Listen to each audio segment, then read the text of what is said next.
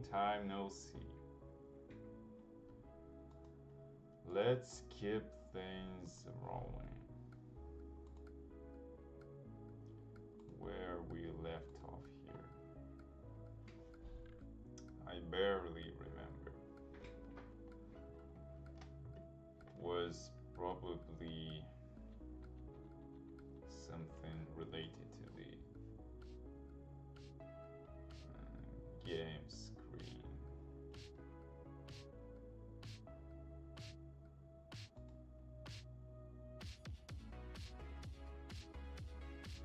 So drop frame 0. Nice. Excellent connection. Excellent.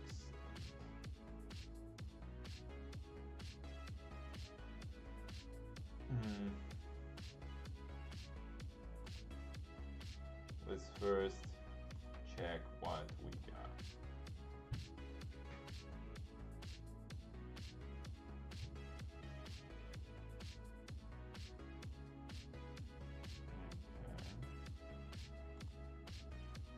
Start game, yeah, nothing here. Escape, memory doesn't work just yet, we have no memory here. Okay, this works. Yeah, with 30 frames per second you can experience something like event drops, I would say. Like you click in the button and it's not always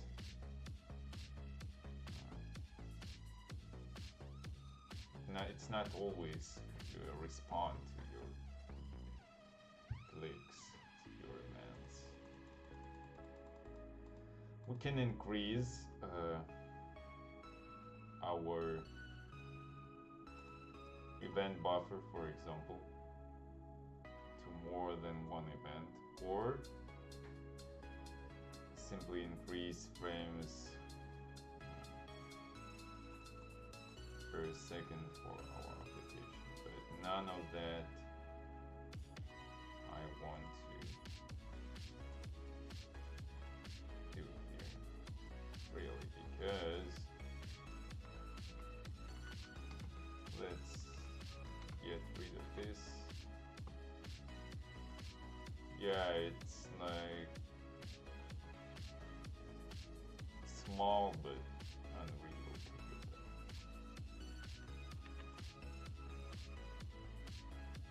Okay, let's check here. Yeah, just make things more readable.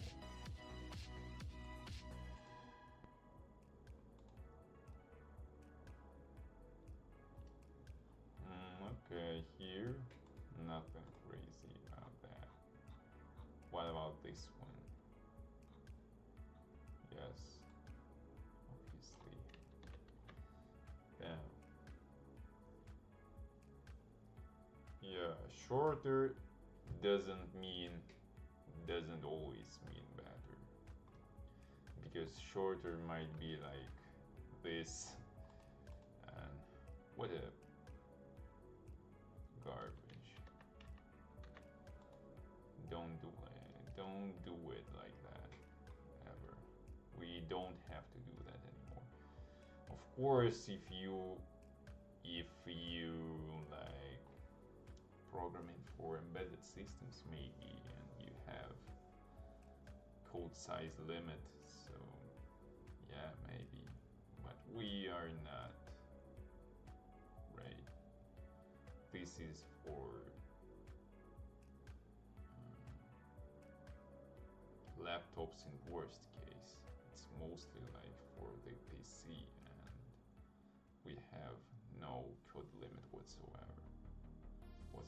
Maybe not the correct here, but you get the point. The point being have no code limit make things readable in the first place.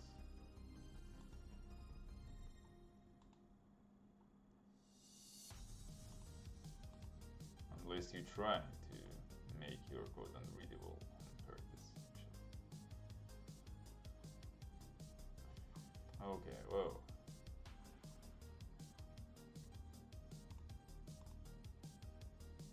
So what we are going to do here, we can close our menu. Settings also goes right.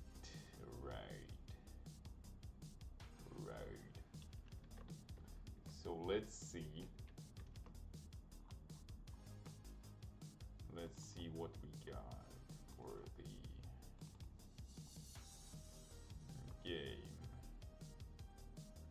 game screen. What we have here, well, not very much.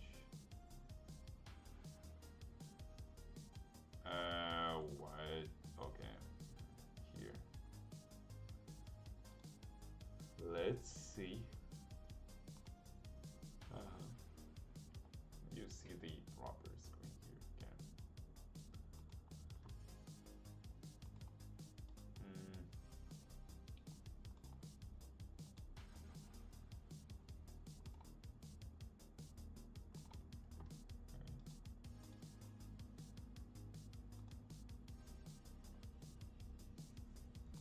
So here I guess we have to use our update function, because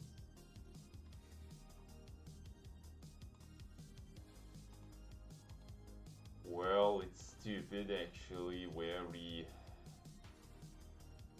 I don't like it.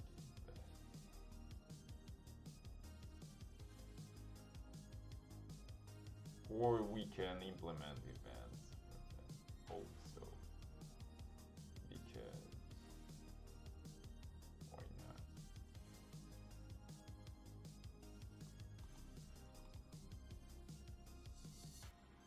I don't like the update functions, but sometimes this is the only way probably to make certain things happen.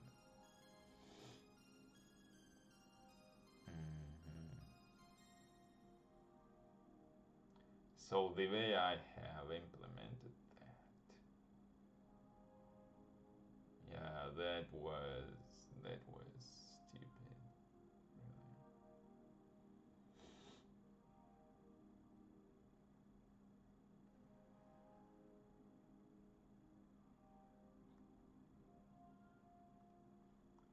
So let's first show something on the screen.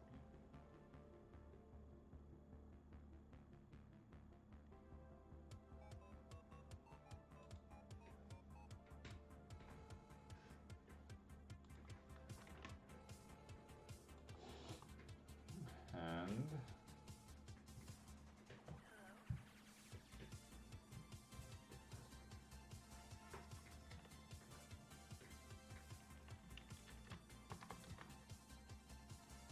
let's see here.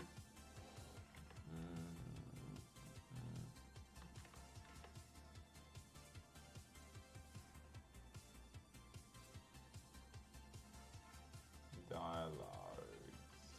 Oh, no. We have text fields, we have dialogues.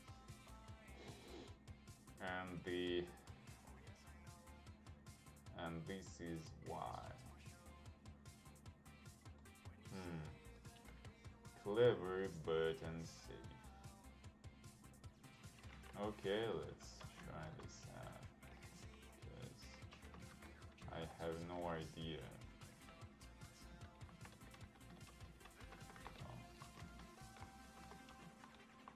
I'll have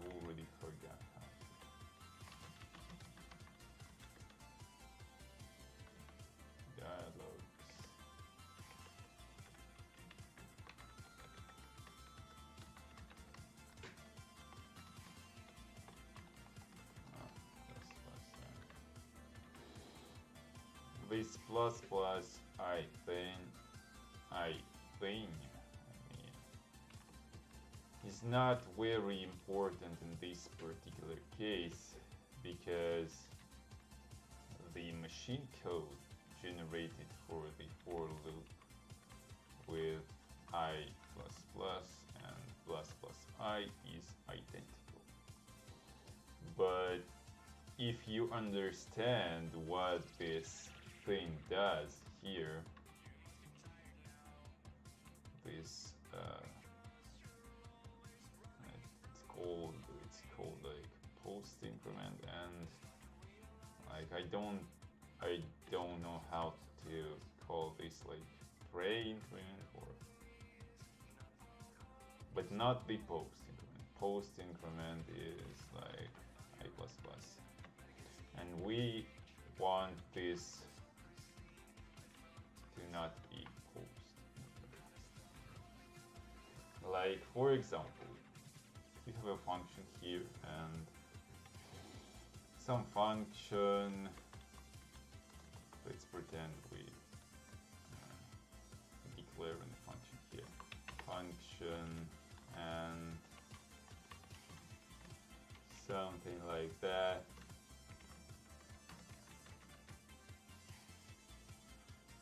Oh, and this function, what it's doing here? Well, it's like doing something like return I plus plus. And what do you think this function will return to you if A was 0? It will return 0. But after that, it will increment it.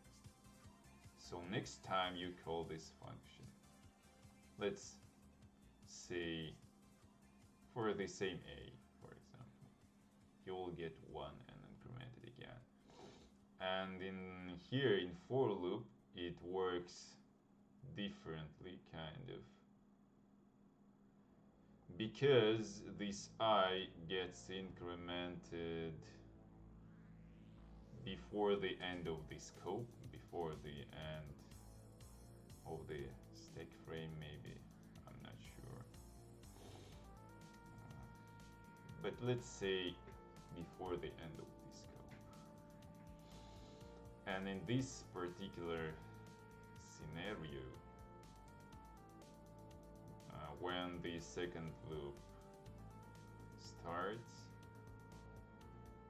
like we went the first, and then the second starts, and we already have, and when we read I, we got, it was 0, it's now 1, and it's okay. This is how we expected that to be. But as I showed you here, in this case, like if you want to return A incremented, you have to do it this way. It will first increment and then return. Otherwise, it will return and then increment. And you might be thinking, like, how? When you call return, you just immediately return. Not exactly. It works. I don't know how it works exactly, but I'm actually using this post increment in my ECS when I want to return as is and then increment. And I do it like A++. But in case I want the plus plus A, so in this case with for loop it doesn't matter because the assembly will be the same for both cases, but just to remind, but this thing is just to remind me how the increment operator works.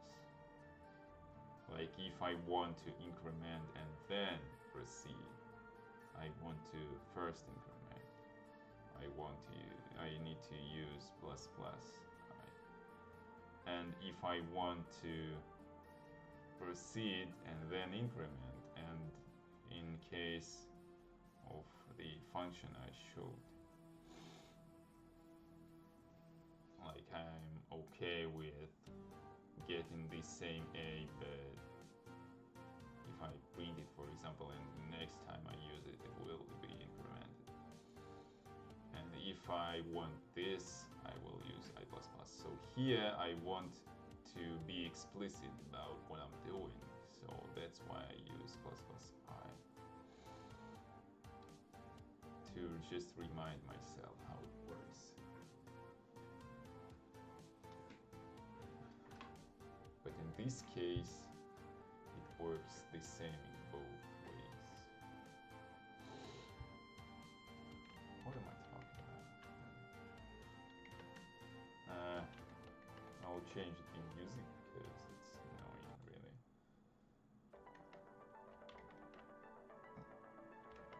So, text fields,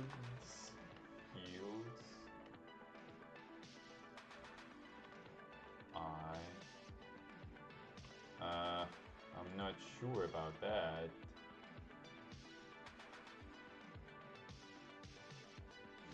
I guess I get it. This is why it's a map. I already forgot that, but now I recall. It's for, this is because our text fields just gets dynamically created for the vector when, like, we don't know how many dialects we have, and that's why it's also a map to distinguish, like, because our dialects are not just, we are not storing the entire dialogue in one string. We store the one line in one string. And that's why. But it doesn't seem like. Whoa! More refactory here. I see. Because, well, if we use the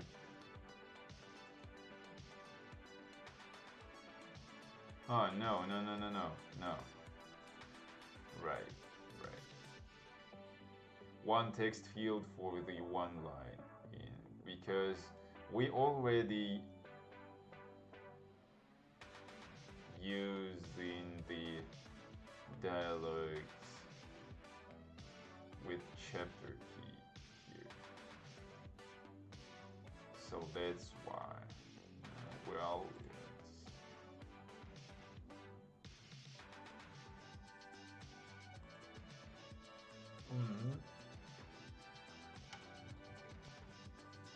yeah. Okay.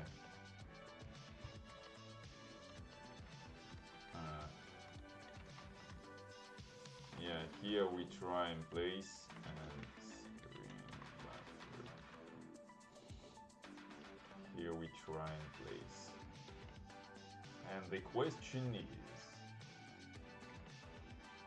where we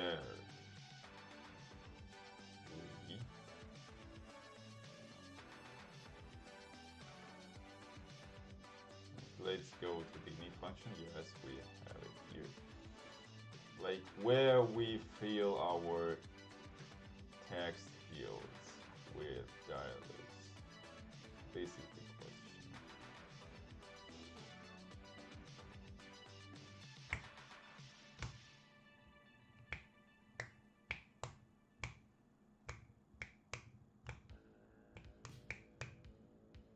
Oh,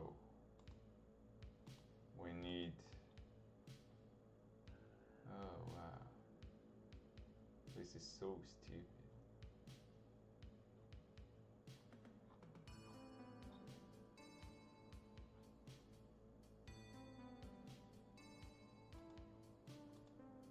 Oh, I'm definitely going to hate this, but I guess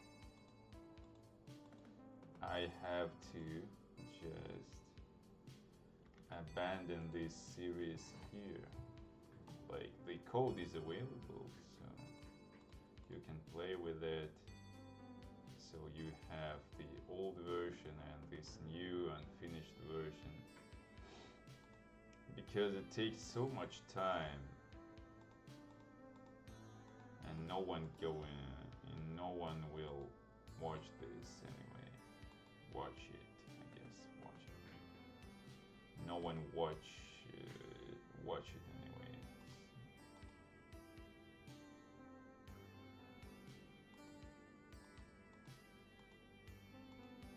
I guess next time I will just show you what am I doing right now.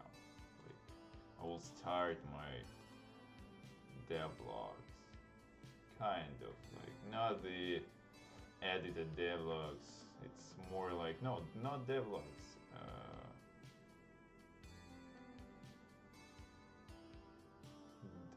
It's like maybe development streams. Development streams. Yeah. All like everyone does these days. Like everyone streaming their programming stuff on Twitch, YouTube, or whatever. So I'll just do the same.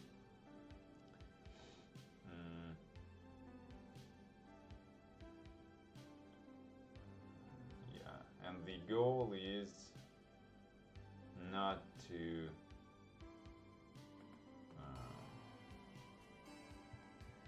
the word. The goal is not to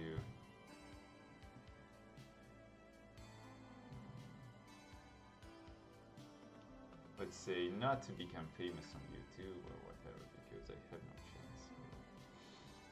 What am I doing here? But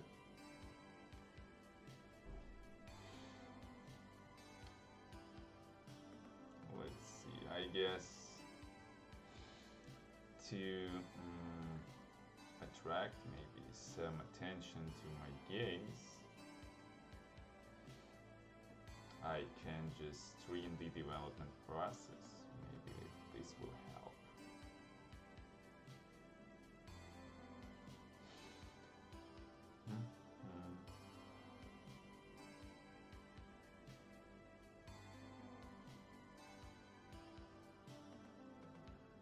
So yeah, the code is available. I will leave you here, and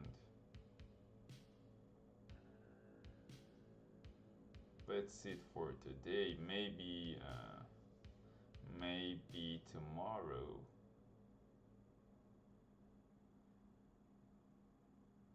Or maybe, I don't know, maybe like 30 minutes later, maybe I will turn the stream again, and I will show you what am I making right now.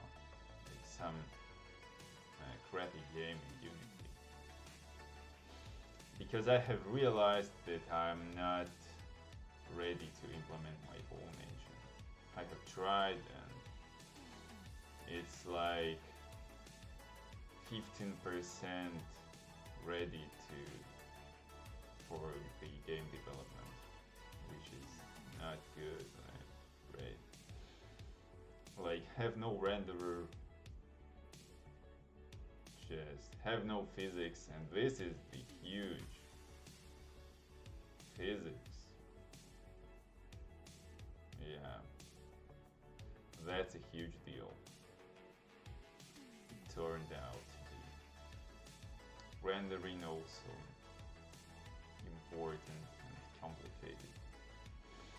All this cooling stuff, like basically what I need is rendering and physics. Sound, well, I can use some kind of library for that. I'm not very much interested right now in implementing my own. So what I really like, I will show you.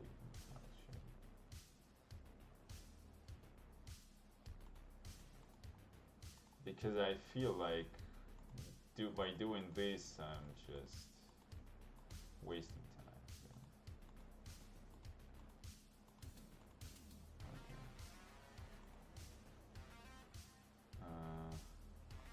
I'll show you my development process here. Close solution. And wow, so fast. So basically what I have here in my engine kind of.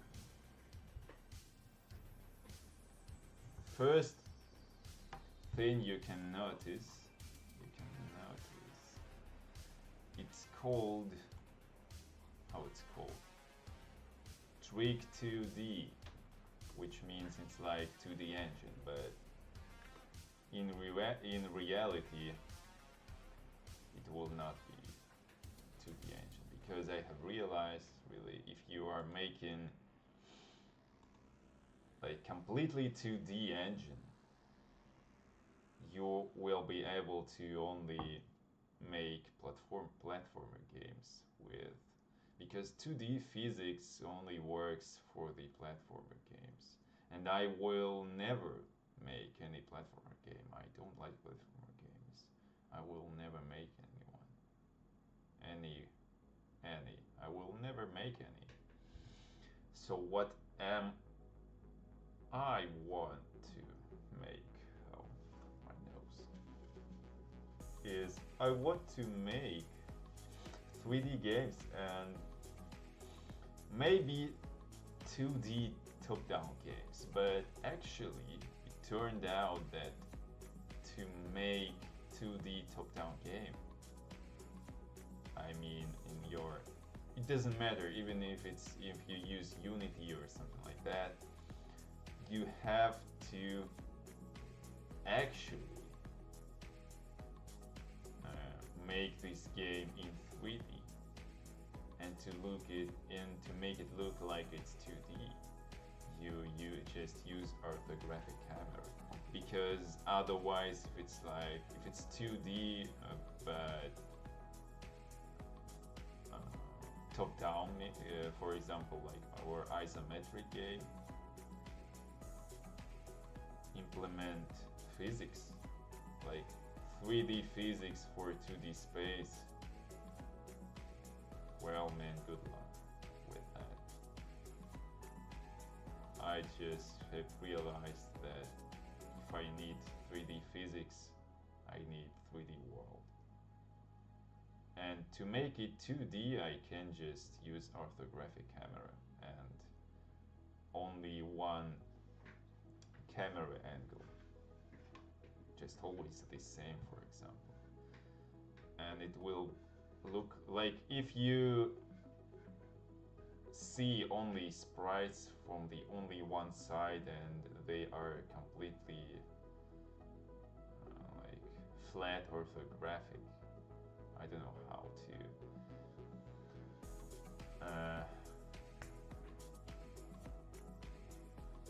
maybe it's not correct, but you got the point, right? So the point being, you need the 3D world and you can make it look like 2D, and this is how the 2D games with 3D physics are made. Yes. They are not actually 2D. Maybe there are some exceptions, but I know what I'm talking about. And I just realized that it's easier to make it this way. Implementing fake 3D physics into the world that's huge. That's a huge of a deal, really. And it's just easier to implement 3D physics in 3D world and then make it look like 2D. And it's still 3D, and you can, for example, make your characters be able to jump, like you can make something fall on their heads, like, I don't know. And you actually using the 3D coordinates for that to make one rock, for example, fall here and one here and one here.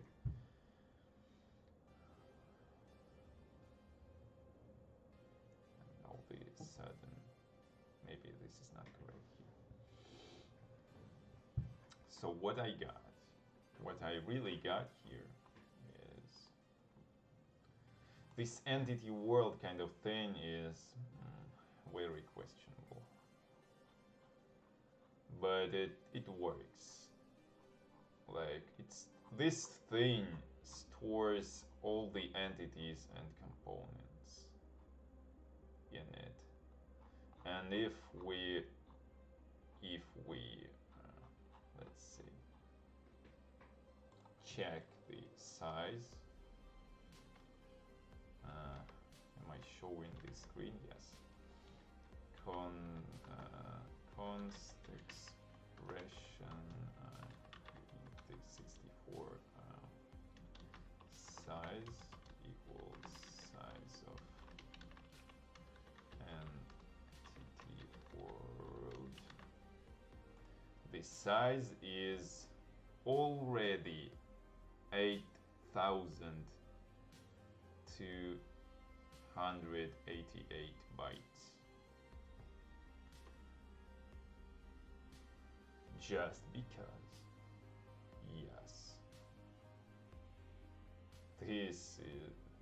these two huge arrays here. Like, if we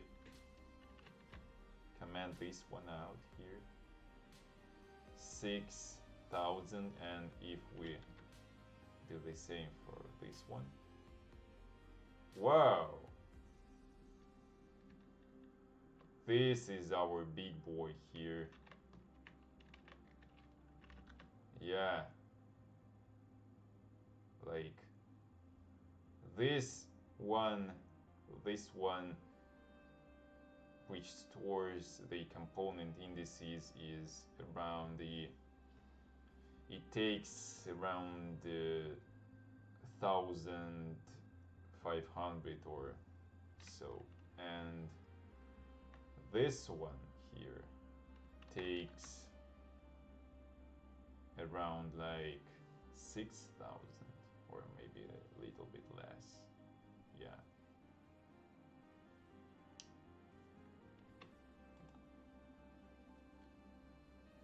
But when this thing grows, it uses the heap to allocate on, so it's not a big of a deal. Like, yeah, I have a warning from the compiler that I have exceeded the 16 kilobytes size in my main function, because I'm almost always allocating my stuff on this stack. But since most PCs, most computers, let's say, have 1 megabyte of the stack per program, it's not a big of a deal. Like, I actually use here around like 22,000 bytes of this stack memory. Let's say 22 kilobytes. Yeah.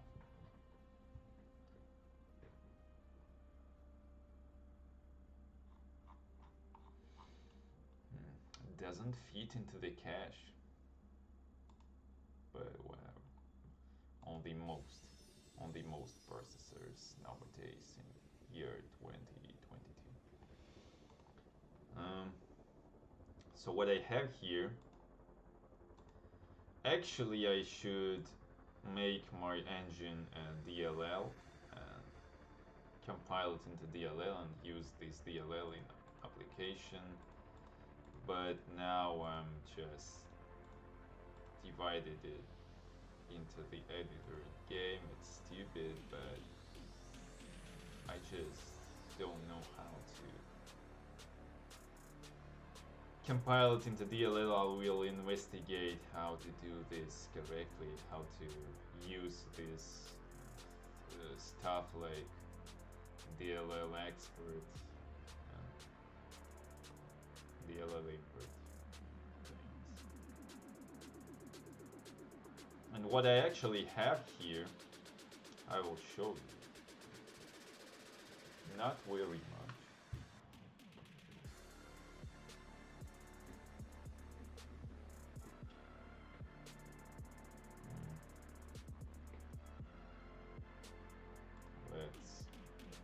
First, let's comment out this line. This engine is heavily multi-threaded actually. This is the only advantage right now. Like entity component system, which is pretty fast, but not the best possible implementation because I use the, let's say, component signature. That's how I call it, implementation. So I have component signature per entity, and when I need some entities with certain components, I just check every entity, which components it has. This is not the most performant way. The archetype-based ECS is way more performant. It's just better.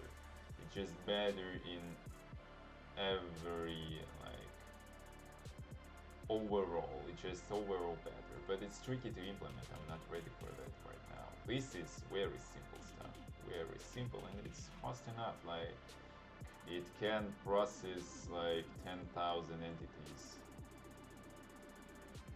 on my machine at least, with, I don't know, like 400 FPS or something like that. So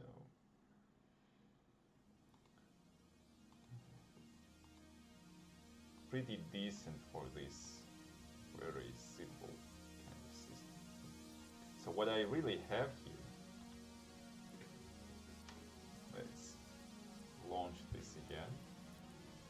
Not very much, just a test sprite here, going here and there. I use the keyboard to move it, and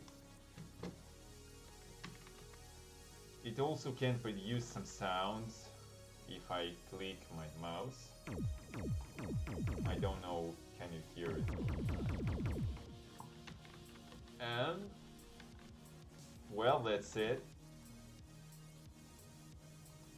Behind the scenes, it's already kind of complicated. So I have systems running, I have states. Each state runs its own systems. Like, for example, the init state for a game, init state, on the enter function, on when it starts, let's say, it uses the job scheduler system to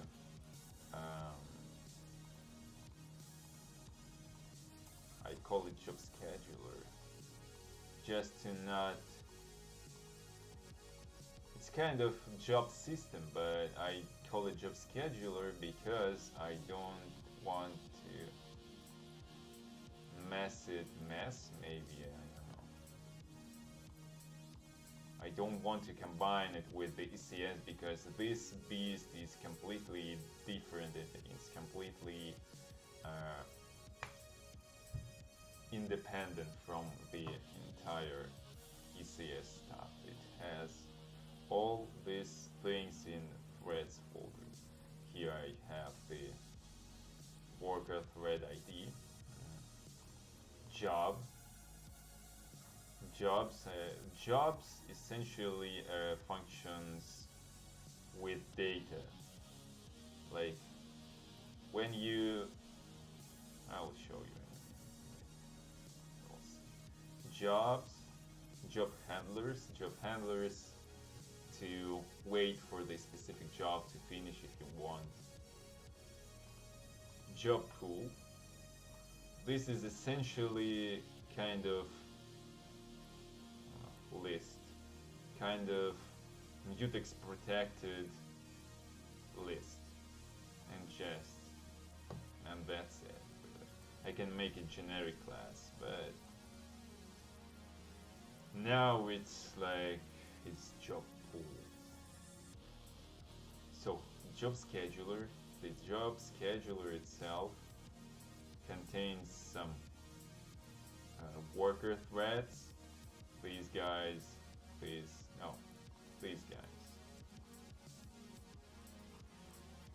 guys,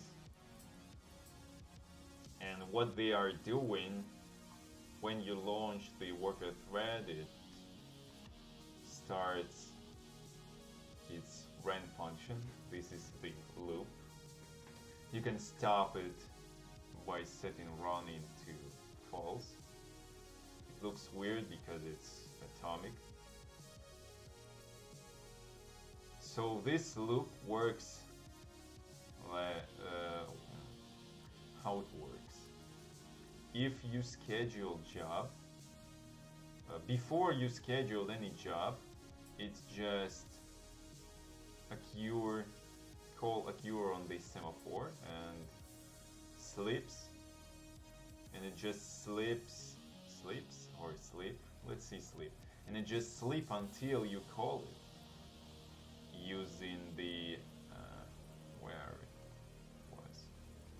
using the schedule function.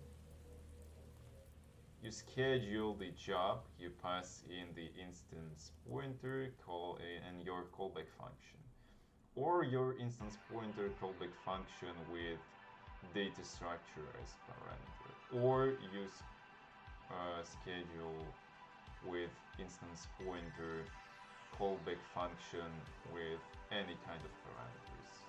I have the where edit template here, and what it does, it constructs handle for you and return it, so you can wait for the job if you want to, and it constructs the job, puts it into the job pool, sets handle for the job, and then call this producer release. This thing is the semaphore. To call release on the semaphore, it increases its counter and then increasing job counter also, because I use it here to, when you schedule and you need to know how many jobs you have right now. Because if you already have jobs, you don't need to release. So here, if your jobs more than or equal, so if you have at least one job, you will not release the semaphore because it's already been released and your worker thread is already working and executing your jobs. And here, like signal passed here, and then it sets busy to true and performing all the jobs it has in job pool until it's all done. And each time it signalizes to the handle, if it exists, that job is done. And if you're waiting using this handle, when it's done, your wait function, which you can use on the job handle, this await, unlocks, and you can see.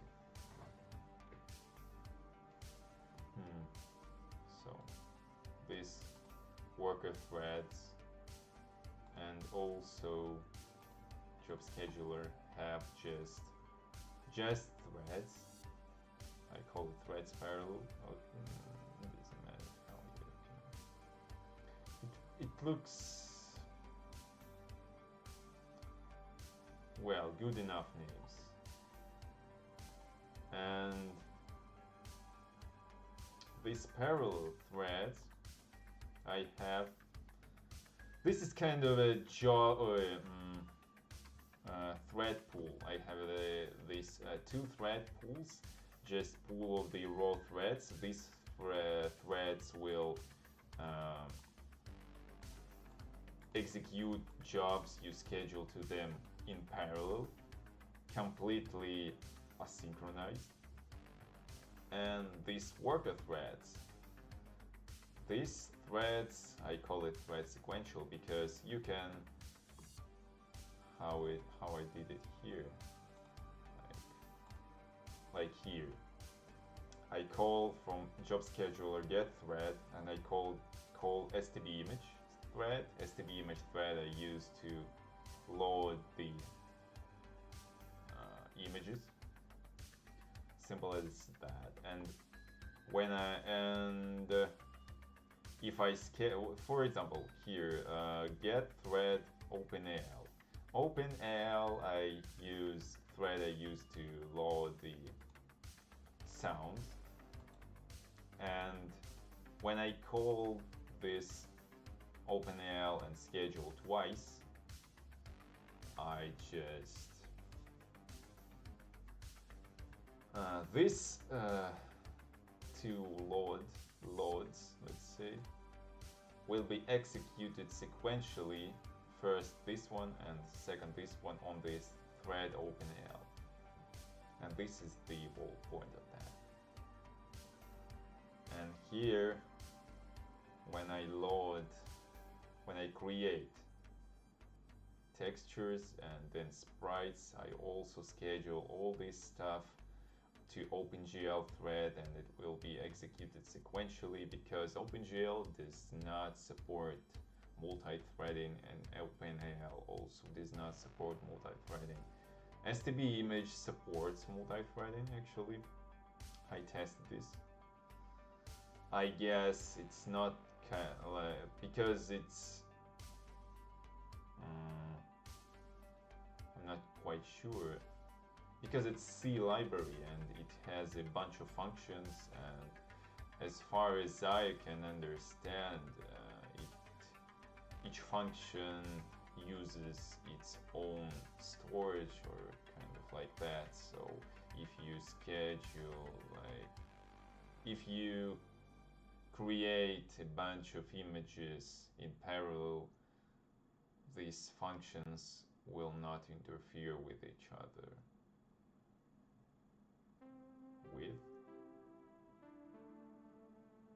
They will not interfere in each other workload process. That's what I mean. So it can be parallelized. Maybe, I'm not sure, but I tested this, it works. I did not check the code to know for sure. But maybe it works. So OpenAL, OpenGL, and also I have the free type thread they do not support multi-threading. So this is why if I load sounds sequentially, and if I load or create sprites, textures, I do it sequentially also on the OpenGL thread. So the point here is like of these all schedule calls, this STB image, this let's say this image loading and the sound loading will be executed in parallel, and then this thing will be executed sequentially, and there is actually no point to execute it on the separate thread because it's anyway sequential, and I wait for each of these to be done. But in case I will put something, and I will here also when I create textures, if I want to like maybe load these sounds not here but here in parallel with texture creations, I can do it.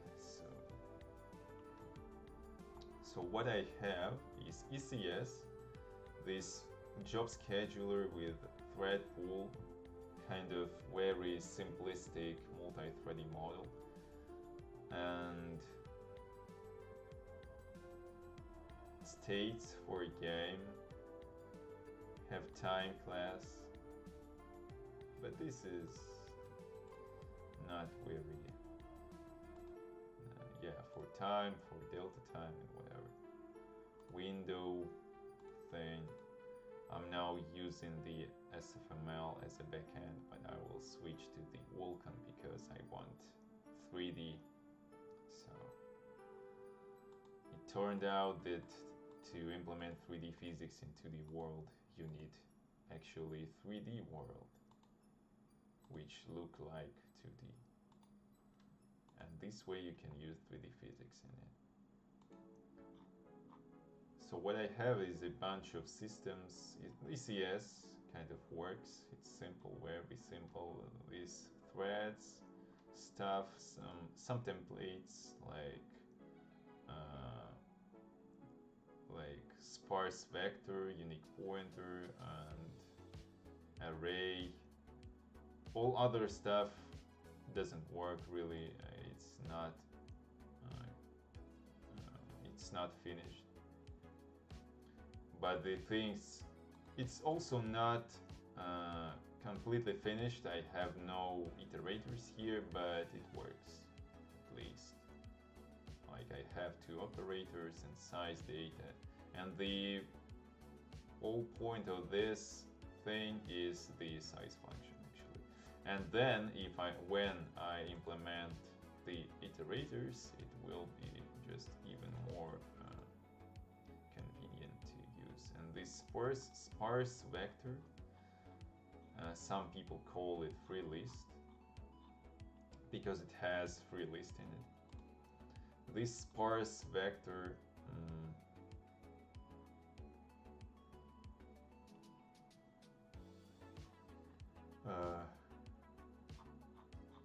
how it like data team. This thing contains vector of the of bytes. I don't know why did I just this. You can store the data in it in a form you want. It might be not the vector of bytes, but in the most cases it will be vector of bytes. Like why it should be vector of bytes only, just why did I let's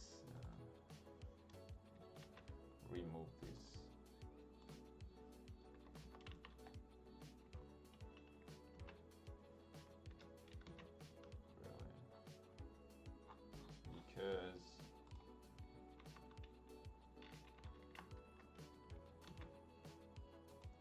only index type. Let's remove this. Sometimes I use it too. Okay, and here in entity world, I have an issue here because,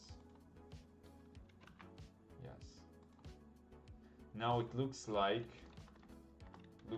it's a vector of component indices, but in fact, it's not, because here you are not specifying the data type.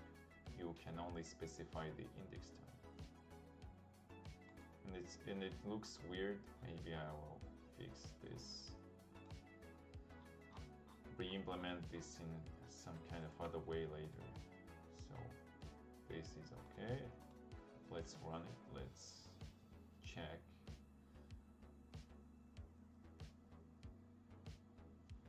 I did not break anything. Sounds get played. Let's remove this. I'm playing sounds in the parallel thread here. I'll show you some systems. Like music system doesn't do much really. It's not ready yet. Player movement system, this one is very simple, and it's not using physics right now, so it's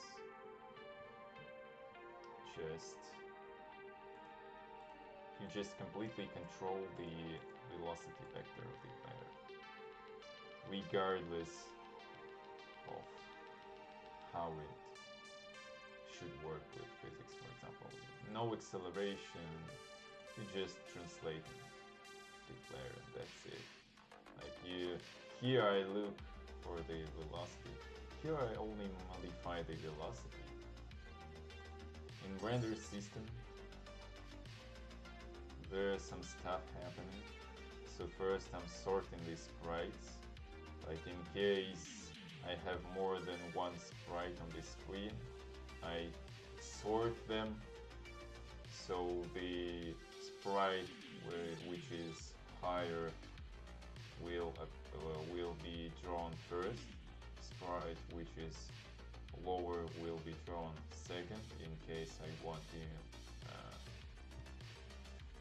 implement top-down game. But as I said, it turned out that to implement top-down game you need 3D renderer, and in 3D renderer you have Z-buffer, and it works automatically. In Vulkan, for example, you don't need to control it. You don't need to implement any sorting. It just works. So this was interesting challenge, but it turned out that I don't need this at all, and I don't need the 2D engine. I will re-implement this at the 3D engine with Vulkan backend. Okay. So sound system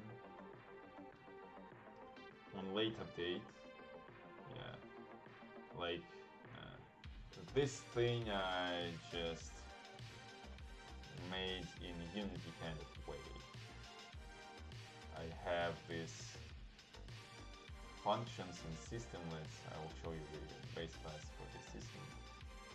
One level inheritance here, like iSystem, and each system derives from the iSystem, and that's it.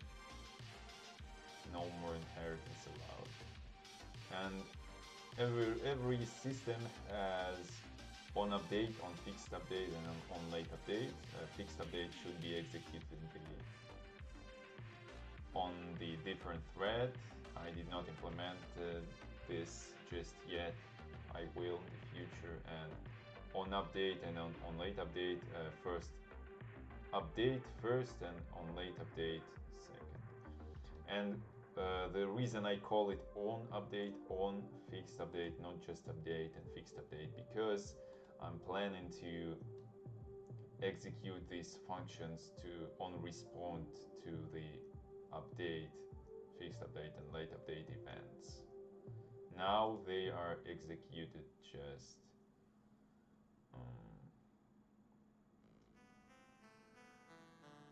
now I just performing the direct function calls here, like here, and it looks stupid, like on update.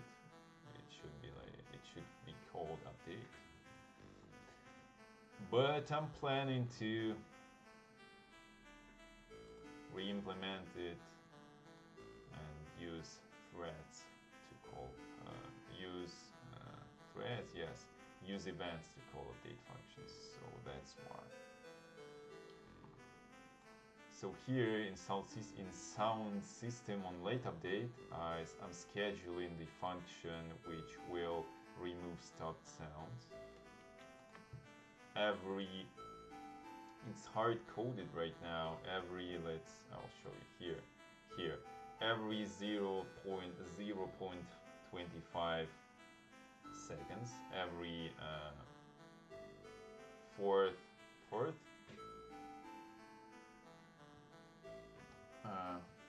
you got the point, right? Every 0.25 seconds, like 4 times per second, it will check if some sounds I have stopped playing, and if so, I will remove them from the list of sounds. Because I'm allocating these sounds in play function, I'm scheduling to the same sound thread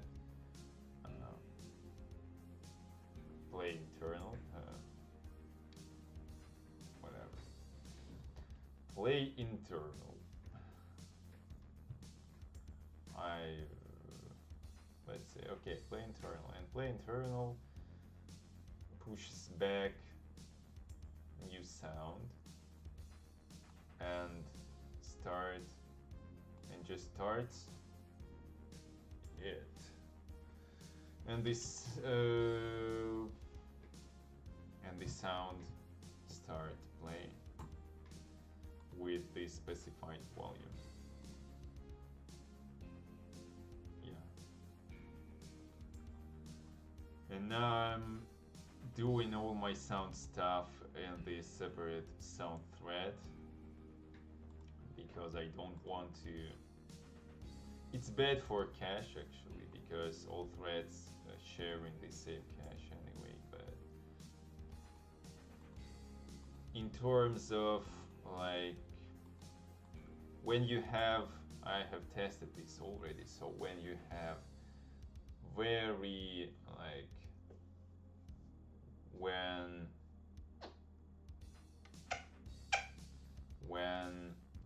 very much sounds occurred at the same time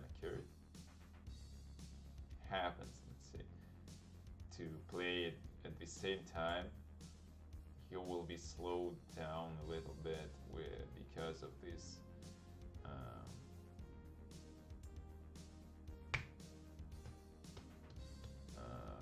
like how this called iterating through the list.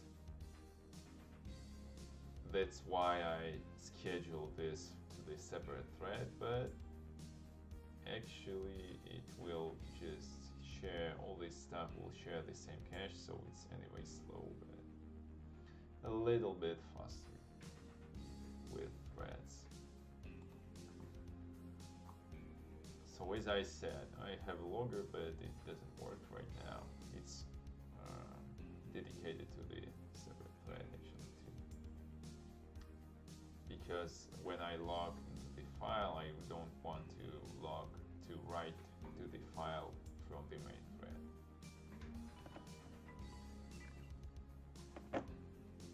Time to eat. Asset manager, I have this thing load the resources and create resources I want, and the resources in the game, like image resource info. It takes these info structures as a parameter, here the IDs for the different resources. I don't have much because I did not made any game, so I have no resources. I'm just working on the engine itself. Common system doesn't work just yet. So I have a bunch of systems, and systems works just fine. Let's say velocity system. I have these queries. Like I can query entities with specific components.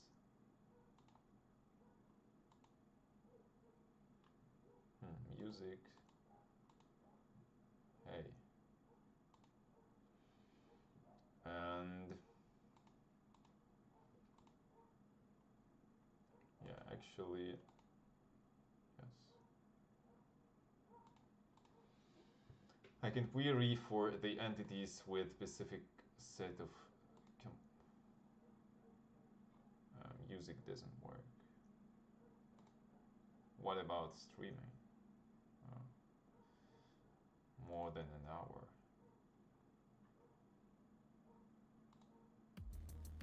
Oh, yeah. This one works fine.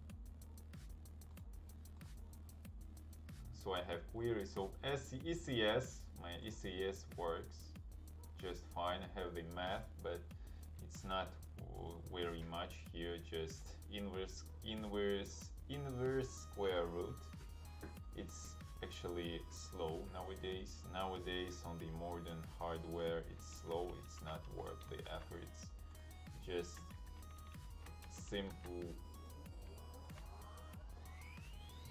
simple 1 divided by actually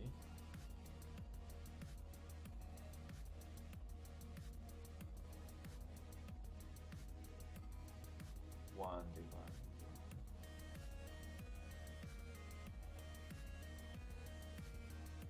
I can re-implement this with using, or not, okay, not quite now.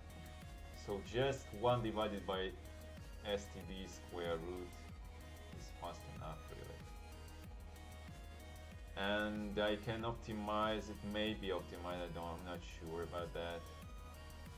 But I can use GLM here, but maybe standard thing is good enough here. I prefer to use binary form here, but it's just too big. So this is not the my algorithm. It's famous thing like Quake 3 in fast inverse square root. You can find this on YouTube.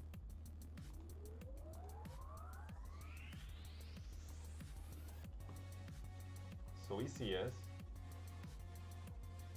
renderer will be replaced completely. So threads stuff, event system. Oh yeah, I have event system. Event and delegate, very much like in C#, but I have implemented this myself because C++ does not have any events and delegate stuff in it by default, so I have implemented my own. Here in event system I have a bunch of events with different data, different events like window closed, window resized, all this kind of stuff. Event data here. So there really, I have here like 3 things, literally 3 things, like threads, works kind of, needs some work, but it's usable. It's reliable. If you schedule from the main thread only, it's reliable. I have the ECS, and I have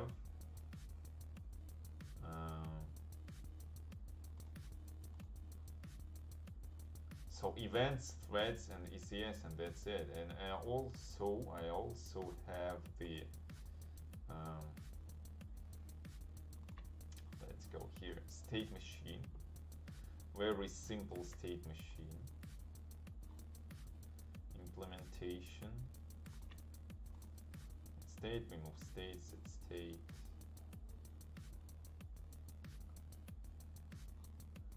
Something like that. I use the state ID. I should call it just eState maybe.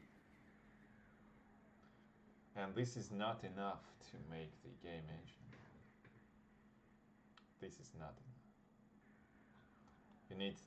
You need an application class.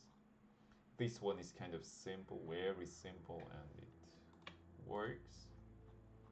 Maybe you don't know. Yeah, you need more than that. So basically, what I'm lack of is scene system kind of thing. The relationships between the object transforms. I have no objects actually. I just have no objects. So to implement relationships between their transforms, I don't know what approach to use. I don't know how to do it really. Yeah, I will implement it in the future. Now I'm not ready for that. I also don't know what to do with physics. I have no idea what to do about the rendering. It's complicated thing. I'm not ready for that right now. It's huge. And the Vulkan rendering Vulkan is multi-threaded by default. So yeah, a lot of work here.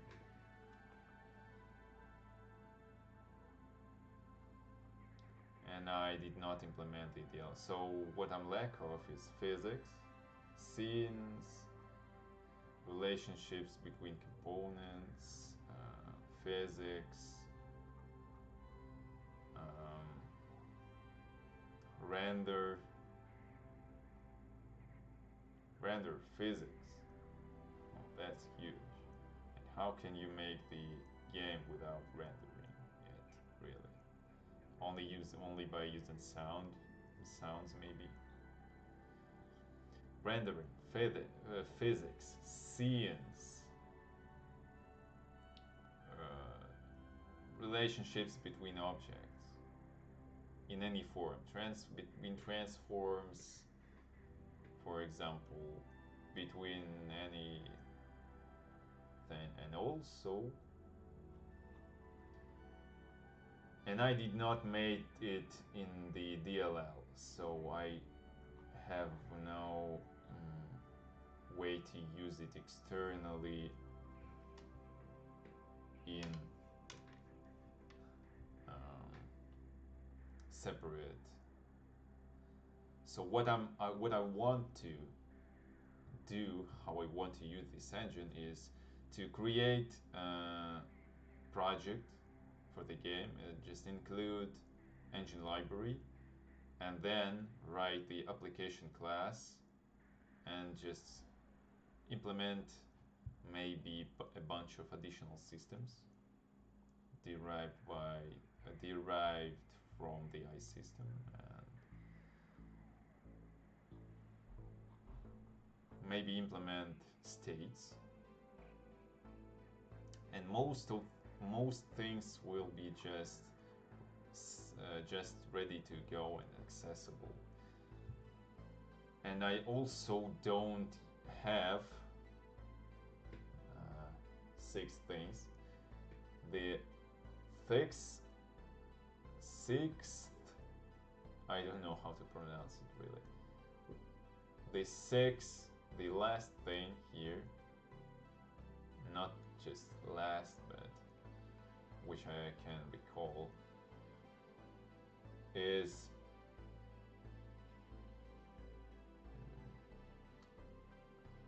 not like scripting, because how can you script the ECS really if you have no objects, but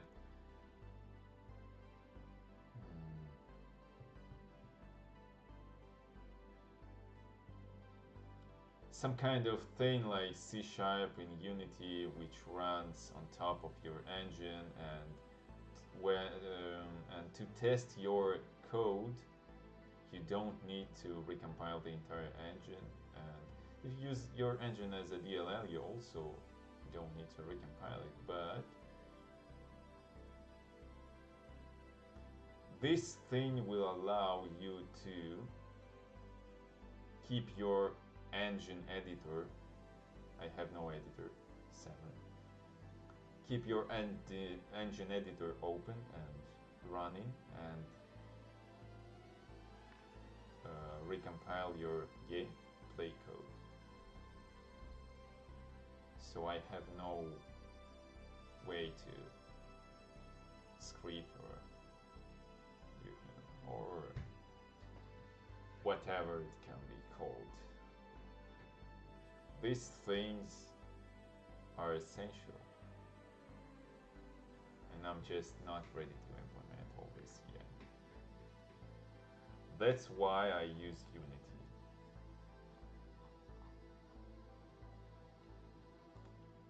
And in Unity, I'm making some crappy game right now in Unity.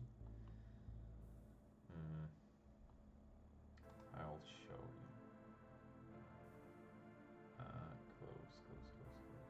Close solution. I'll show you real fast. And that's it for today. I call it zombie shooter. Nothing special about that. The thing I have implemented just yet, and this is not the final stage because now it's kind of stupid, really. I have very weird relationships between my scripts.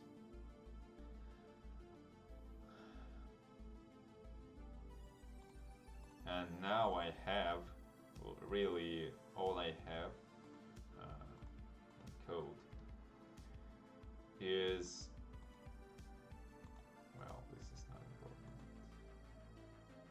States UI, main menu for the game, and the movement, character movement, and rotating to the mouse cursor. This is isometric is not the correct word for that. It looks like action RPG, but it's not RPG at all. It's just simple shooter like Ascent, but not RPG at all. Just simple shooter. You just shooting these zombies, and they come in, and you shoot them, trying to survive, and that's it. And you just shooting zombies, and you're running from them, and you're shooting them, and you're picking up weapons just from the ground. Unlike Vampire Survivors or any kind of on any of this kind of games, you don't have the experience. You don't need to collect anything. You have no, let's say, no abilities, no upgrades, nothing. You're just trying to survive.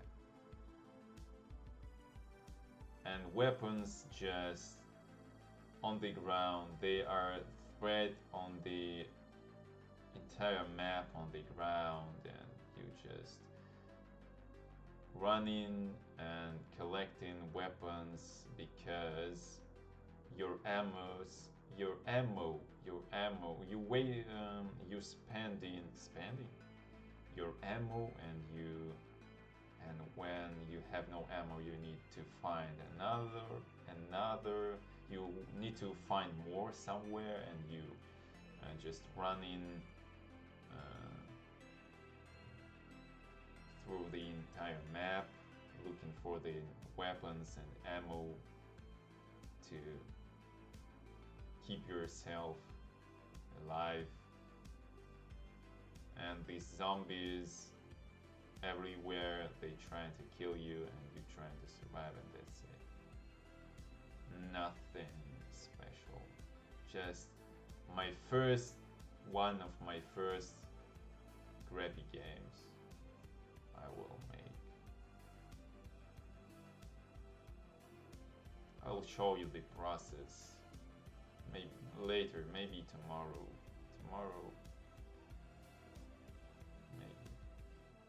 Maybe next week. I'll show you the process. And that's it. So this series we will end here. The code is available, it's finished completely.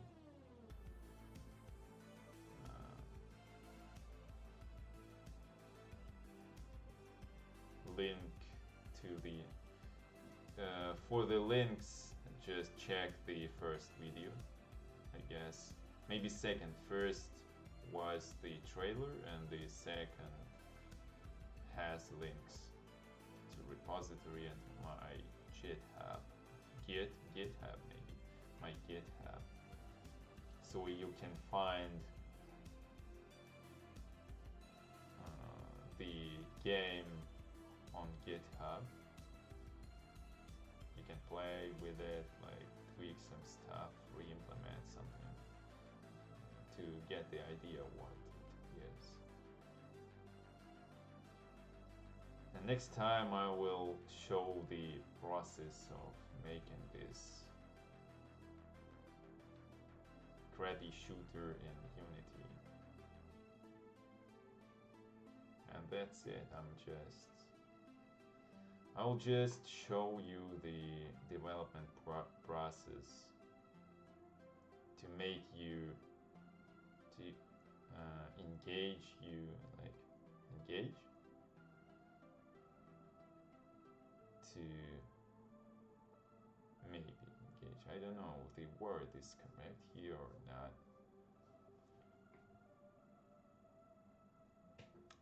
Just to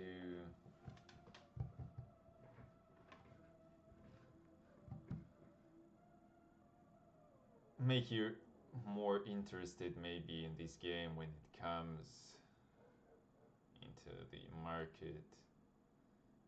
If you watch these videos, you will already be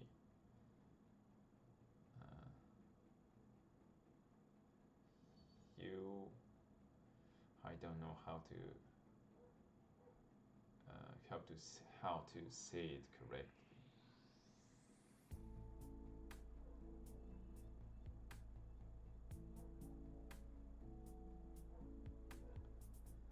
So yeah, I'll show you development process. In case you want to see something like that, in case you are maybe you will like this game, maybe you will purchase it when it comes, actually I'm not quite sure. Maybe this game will be free, will be available for free. Maybe this game, we'll see. I guess if I make a team for this game, if I find some artists to make graphics look good, because this is not my forte really. My forte is coding and game design, not the modeling, not the drawing, not the making sounds and music. I can make music actually, but it's so difficult to me, so I don't want to spend time on that. let's see if I find some artists for this game. Maybe we will sell it for some,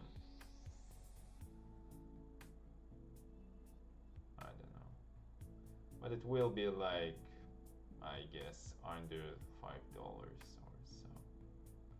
No more than $5, I guess. Anyway, for now it's just very crappy game, and maybe I will just,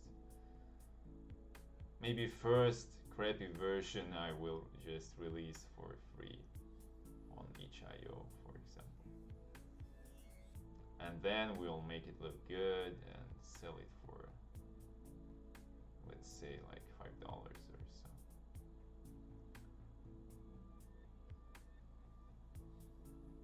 So yeah, that's it.